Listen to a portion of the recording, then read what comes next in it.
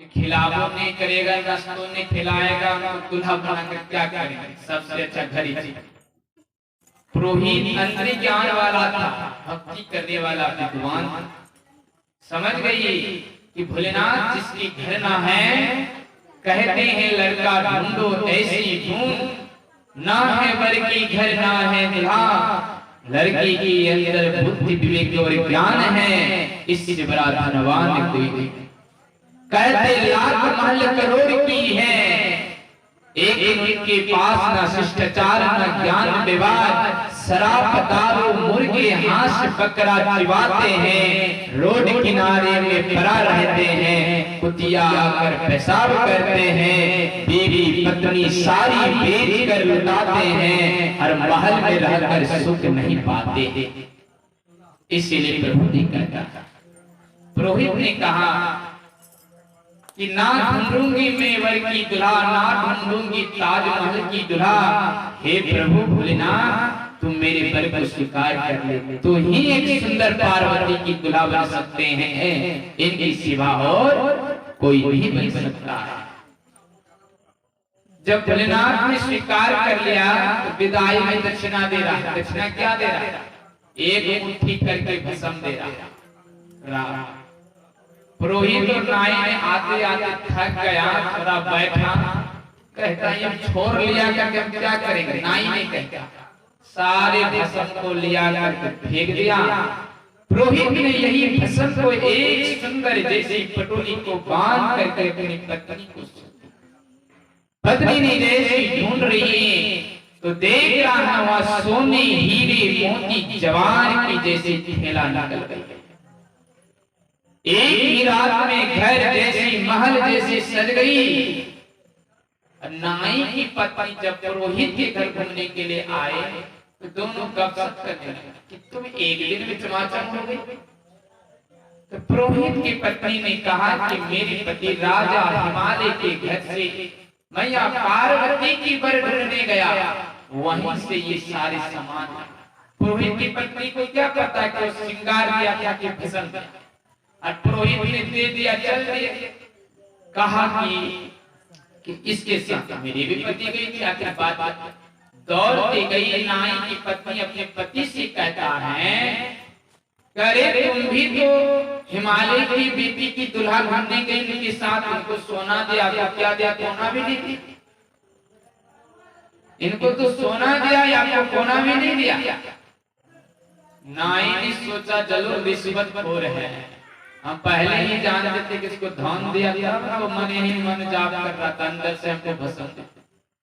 दौड़ते आया पुरोहित के पास का, तो झूठ बोले, छल किए, कपट किए, आप हमको कहाँ कुछ दिए?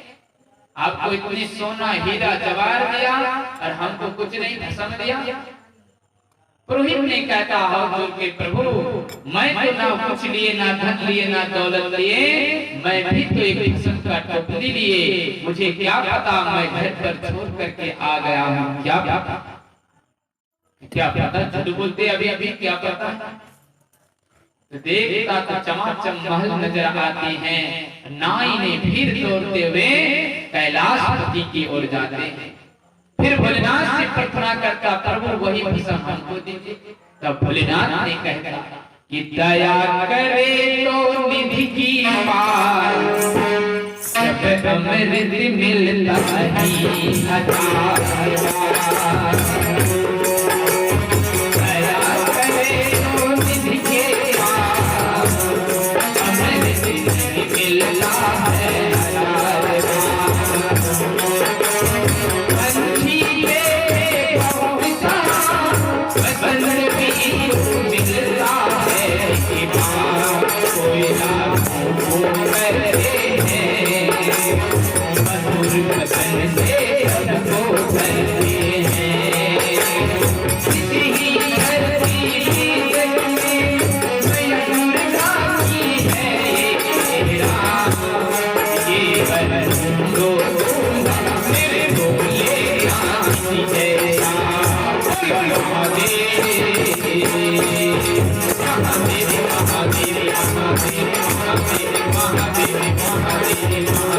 बोलो महादेव की, बोलो शंकर भगवान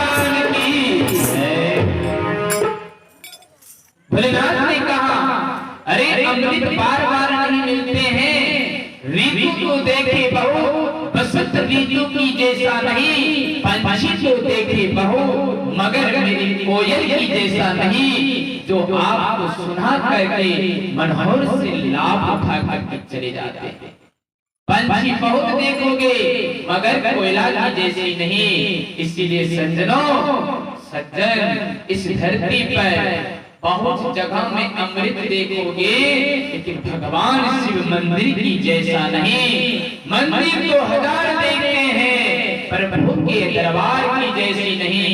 शिव कथा में एक बार आकर मन और तन से सुनकर चले जाते हैं तो उनको हजार बार नहीं मौका। रविदास ने चन्ना अमृत को बांट रहा था जुत्ता के पानी में, जुत्ते में लेकर चन्ना, तो वहां पर एक लड़किया बाबा जी, वह बाबा जी ने बहुत ही तो देख रहा है सबको चमार जात का है और सब साला अमृत दे रहा है कप में, वो जुत्ते के पानी उठाकर चन्ना अमृत दे रहा, सबको पी रहा। वो भी चले गया अमृत ऐसे लिया तो देख लिया जुत्ता का पानी। आप सोचिए इसके सामने कैसे तले तले से फेंक जाए, गमछा में पूछ लिया, धोती में पूछ लिया, चलिए गए। दासन ने जानता था कि जात की है चमार रविदास, लेकिन बुद्धि और विवेक और ज्ञानवान से है ब्राह्मण और पंडित की जात। जाति ना पूछिए साधु की, पूछ लीजिए ज्ञान। मौन ना करे तलवार की, परे रहने दे माया। सज्जनों, संसार में जात पात पूछ करके ब्राह्मण जात, वैश्या जात, कौन जात है, इस संसार में कोई जात नहीं। जब प्रभु की भक्ति में रम जाते हैं, वह भी जात पूछने से नहीं, वह भी शिवमय और शिव के शिष्य की जात हो जाता है, गुरु की जात हो जाती है। तो उन पंडित बाबाजी जो था अपने मालिक से कहा, दासिन था, दासिन से कहता है जल्दी कपड़ा, ये क्या हुआ कि मालिक ये क्या हुआ कि उन रविदास चमार के घर गई, अमृत की जगह में जुत्ता का पानी दे दिया, पूरा कपड़ा गंदा। दास ने घर बैठे सत्संग को प्राप्त कर लिया, वह ध्यान से सुनने लगा। इस अमृत को, कपड़ा को निचोड़ करके धो करके जितना मैल था वह दास ने पी लिया। जब देखा कि गांव में कई कोस दूर में आग लग गई, तो इनका दिव्य ज्योति खुल गया। बैठे बैठे दर्शन आते थे, कहां क्या हो रहा है, उनको ज्योतिष खुल गया। महात्मा की शरीर जुत्ती की पानी को नहीं, उनके लगे हुए कपड़ा की मैल को धो करके पिया, ब्रह्म ज्योति खुल गया। इस ज्योति को जैसे खुला तो एक कोस दूर में गांव में आग लगी। कहने लगा आग लगी, आग लगी। मैं यहाँ पर बाबाजी था, तुम यहीं हैं, कहते आग लगी, आग लगी। कि प्रभु मुझ पर विश्वास नहीं है तो थोड़ा बाहर निकल कर देख ले, आग धिकारी चले गया। उस समय बात पर भरोसा नहीं। एक दिन जब बाबाजी ने पूजा में बैठा है तो बेसिया का चिंतन कर रहे, दासी ने अपने मालकिन की बाल सहारा, तो अपने मालकिन से कहती हैं, एक बात कहूं मालकिन, बुरा नहीं मानना, आज पति जो पूजा कर रही हैं, पूजा नहीं कर रही हैं, ये बेसिया का चिंतन कर रहा है। कहता तुम्हें कैसे मालूम? कि हमको भी मालूम नहीं, तुम अपने पति से शपथ पूर्वक पूछिए, दृढ़ संकल्प से पूछिए कि किसका चिंतन करता है। मालकिन ने पूछा कि किसकी चिंतन कर रहे? कहा कि मैं तो बेसिया का चिंतन। कि तुम्हें कौन कहा? कि दासी। तब कहा कि दासी को इतना ज्ञान ज्योति कैसे प्राप्त? गांव में एक कोस दूर में आग लगी, उस दिन वही बतलाया, आज हम एक चिंतन कर रहे वही बतलाया। मैं इससे पूछेंगे कि आप अपना भक्ति सेवा करते करते तुमको ज्ञान कैसे हो गया? दासी ने कहा कि प्रभु तुम रविदास के आश्रम जब गए थे, उस समय चन्ना अमृत लिया, उन चन्ना अमृत के मैल को तुम धोती पर कपड़े पर पूछ लिया, छी कहने लगा। उस मैल को फेंके नहीं, निचोड़ करके धो करके इस अमृत को अच्छी तरह से ग्रहण कर लिया। उसी अमृत को पीते पीते प्रभु का कृपा लगा, मेरे दिव्य ज्योति की दर्शन हो गई। तीसरा आँख खुला है कि नहीं खुला है आप ही जानोगे, मुझे तो अनुभव भी नहीं है क्या हुआ नहीं हुआ है। तो वो बाबा जी ने दौड़ते दौड़ते फिर रविदास के आश्रम गया, कहा था फिर भी मुझे वही अमृत दीजिए कि आज अमृत नहीं बांटोगे, आज में बांटोगे, जूता का अमृत नहीं बांटोगे। रविदास ने कहता है अमृत तो जूता में था, उस अमृत का समय खत्म। बसंत ऋतु तो था, अब उस ऋतु समय खत्म। अब आएगी घड़ी कब पल की भरी, उस समय में मिला तो दे रही नहीं दिया अटल की छड़ी। आप इस समय मैं कहाँ दूंगी इस अमृत, अब मेरे पास एक सोने की तंबा की कप आया है, अमृत लो जूता का कहाँ से लाऊं। तो बोले शंकर भगवान की जय। तो इसी तरह से इस प्रभु की भक्ति में अमृत पाना है। चलने से पहले, फूलों से चलने से पहले कांटों पे चलना होगा, तब तुझे अमृत पाना होगा। इस शिव कथा यज्ञ भूमि में बैठ करके सच्चे मन, दृढ़ और विश्वास से आपको करना होगा, तब आपकी कथा में पूर्ण रूप से भाग लेना। भगवान की शिव कथा में जो एक बार बैठता है बहुत इच्छा होती है। गुरु की याचना, भगवान शिव के दरवाजा पर पहुंचने से पहले आपको गुरु की जरूरत होती है। भगवान शिव ने कहते हैं मेरे साधु महात्मा संत लोग मेरे चरण, क्या है चरण। आज भगवान को पूजा पाठ कौन करवाता है? साधु महात्मा संत लोग ना मंदिर उठाता है, शिवालय बनाता है, हम सब लोग ना मिल करके इस मंदिर को बनाए हैं, तब ना भगवान शिव का नाम होता है। इसलिए भगवान ने कहता है मेरे पैर यही है, मेरे टांग वही है। सच्चा महात्मा तुझे ज्ञान बतला दे करके पूजा पाठ में बैठा करके दृढ़ शिव के भक्ति में क्षमा दे, सच्चा ज्ञानी पुरुष ही मेरी चरण लग जाता है।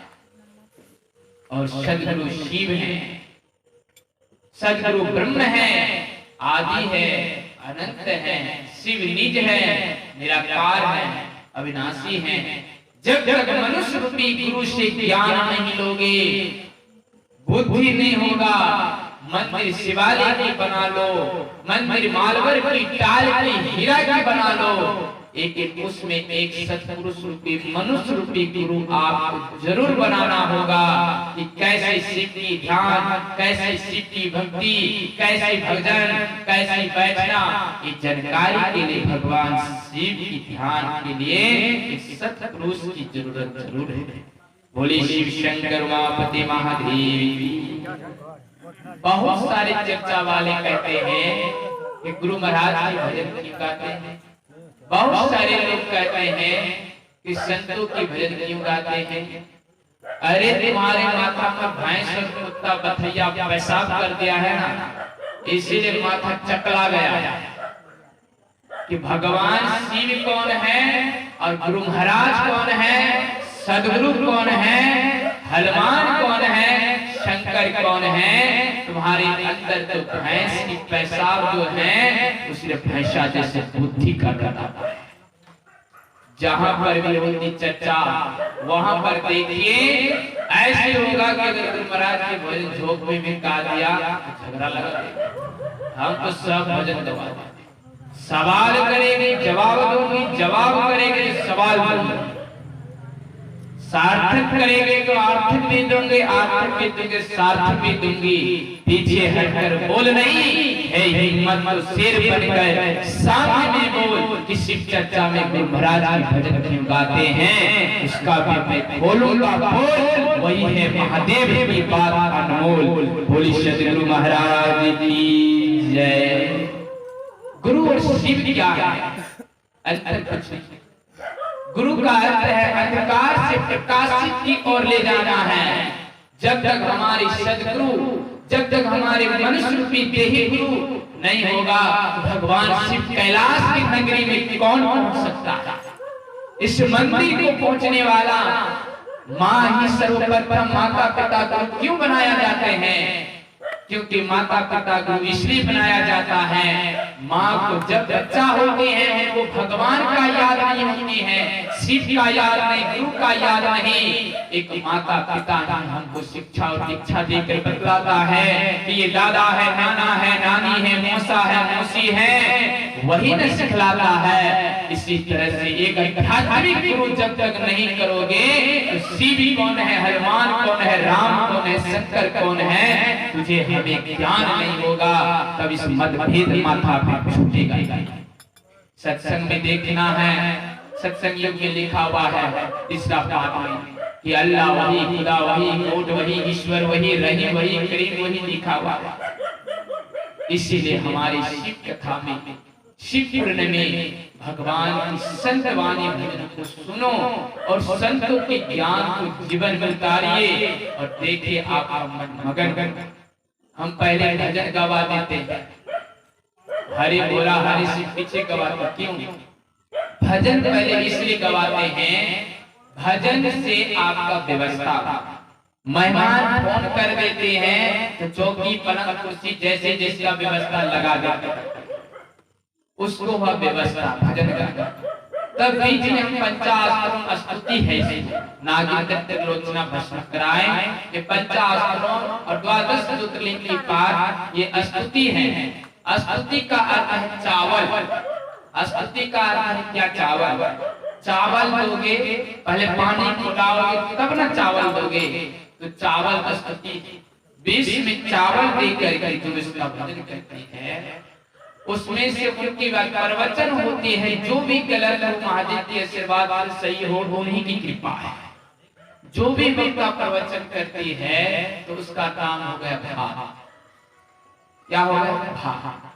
पहले हंडी तैयार करोगे तब ना पानी दोगे, तो इसीलिए हम पहले भजन दो चार कर गवा देते समय के अनुसार, जैसे हो कि मेरे गुरु भाई के परिवार एक दो चार बैठेगी, साथ में हरि बोला हरि शिव गाएगी तो सबका मुंह पवित्र हो जाएगा। फिर आएगी साथ में जागा जागा महादेव गाएगी तो उनका मुंह में पवित्र होगा, और शिव की स्तुति करेगी साथ में आकर के तो उनका मुंह पवित्र होगा। इसलिए हम बीच में स्तुति हरि बोला जागरण करके प्रवचन करवाते हैं, जो एक दो चार आदमी बैठ करके उनको सुने और श्रवण करे तो झोंक झाक में गुस्सा से तो हरि बोला से बोल भी करेगा, तो इसलिए उनका भी पवित्र हो जाता है। बोले शंकर भगवान की जय। इसलिए भगवान शिव की शिष्य बने हैं। शिव पुराण में जो लिखा हुआ है इनके अनुकरण में चलिए। चर्चा में हरि बोला राम की भजन, कहीं कहीं कहता बाबा राम का भजन गा लेता है, कहीं कहीं कहता कृष्ण की भजन गा लेता है, कहीं कहीं कहता धर्मराज की स्तुति कर लेता है। पहले जो भजन गाता है उससे श्रद्धा कीजिए कि ये भजन तुम गाए उसका अर्थ क्या है, क्या शिव से मिलता जुलता है कि नहीं है? नहीं जुलेगा तब तो उसको कहना कि कहेगा। इसीलिए भगवान शिव और गुरु में कोई अंतर नहीं है, पर वो शिव की कथा में चर्चा में एक ही अटल विश्वास शिव पर ही रखे। एक आपने युक्ति और भजन, आप एक औरत हैं, कोई सनमा कहते हैं, कोई पीसी, कोई फूफा, कोई नानी, कोई दादी, कोई और कुछ काकी, चाची, मामा, फूफा सब कहते हैं। एक ही आदमी है, जो भी नाम है आपका रवीना टंडन, बात है सत्संग, नाम वही है कनकन। बता एक ही नाम है, जो भी है रवीना टंडन है, फटफट जो भी है एक ही, दूसरा है नहीं कि समधीन के घर गए रवीना टंड से हो गया सरसत हुआ, ससुर जी के घर गए कनकन हो गया हुआ, समधीन जी के घर गए फनफन हो गया, या नाम बदला कि नाम एक ही है। गुरु से दीक्षा एक ले और प्रभु का नाम हजार समझो, वही आपका नाम होगा। तब आपका मतभेद नहीं होगा, तब आपको समझा जाएगा कि मेरा भी विकास हो रहा है। तो भगवान शिव की कथा में बैठे हैं, भ्रम नहीं रखना। इस शिव की कथा पर मैं एक ही उद्देश्य दे रहा हूँ कि भगवान शिव की कथा चर्चा में जो भी बीते हैं, रुद्राक्ष बने हैं, मांस मछली नहीं खाना है, लहसुन प्याज वर्जित है। हमारी पुराण में लिखा हुआ जो इनकी नियम है, उठना बैठना सोना ध्यान करना, कई बजे उठना, जिस तरह से हमारे सदगुरु संत महेश में है, इस तरह से मेरी पुराण में लिखी है। लेकिन हम लोग इनकी सीमा को लांघ करके दूसरे पर पार लगाते हैं, इसलिए हमारी चर्चा का केंद्र कहीं है तो कहीं नहीं है। लेकिन हम लोग बिगाड़ चुके हैं कि शिव क्या है, शिव को नहीं पहचाने हैं, इसलिए उल्टा सीधा सवाल करके हम लोग को बात खड़े करते हैं। शिव का ही चर्चा में है, भगवान से यही प्रार्थना कीजिए कि आज से मछली खाते हैं छोड़ दो, दया मांगते हैं तो दया धर्म का मोल नहीं। जिस जीव पर दया नहीं है, जिस पर दया ही नहीं है, तो दया कौन चीज की मांग रही है, नमन कर रही है, चर्चा कर रही है। अरे पहले तो दया मांगते, तुझे ज्ञान नहीं है कि जीव को काटने, माछों को काटने, बकरी को काटने हैं, तुझे इसमें दया नहीं, तो दया कौन चीज की मांग रहे, दया धर्म का मोल नहीं। और कहते हैं शिव में दया मांगता हूँ, चर्चा करता हूँ, पहले दया मांगने से समझ चाहिए दया कौन चीज की मांग रही है। इसीलिए दया मांगना कोई गलत बात नहीं है। दया पहले सोचो कि हम जीव को क्यों हत्या करते हैं। तो बोले शंकर भगवान की जय। तो समय हो चुका, आज हमारे पूज्य लाल बाबा लक्ष्मी चलकर आए हैं, इनके मुखाबिन से प्रभु की प्रथम भक्तियों पर जयकार लगाएंगे। एक बार बोले शंकर भगवान की जय। सारी हो चुका और प्रभु के दरवाजा पर बोले मां प्रतिमा